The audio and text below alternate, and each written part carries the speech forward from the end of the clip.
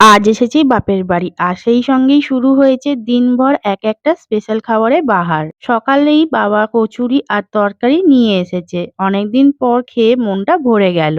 সঙ্গে বাবার আনা সন্দেশ একটা খেয়েই নস্টালজিয়া ফিরে এলো।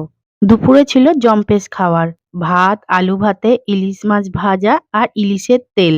আমার তো ইলিশ মাছ ফেভারিট, আর তার সাথে ইলিশের তেল দিয়ে আলু ভাতে খেতে দারুণ লাগে। সঙ্গে করেছিলাম ইলিশ ভাপা। তোমাদের যদি ইলিশ ভাপার রেসিপি লাগে তাহলে কমেন্টে জানিও, আমি তোমাদেরকে পরের ব্লগে শেয়ার করে দেবো। সন্ধ্যাবেলা ভাইয়ের হাতে ঠান্ডা ঠান্ডা কোল্ড কফি খেলাম, সত্যি অসাধারণ হয়েছিল। তারপর আমার অনুরোধে ভাই এনে দিল ফুচকা। আর কি চাই সন্ধ্যাবেলা।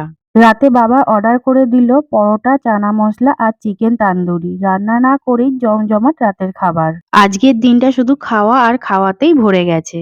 তোমাদের কেমন লাগলো ভিডিওটা কমেন্টে জানিও। টাটা।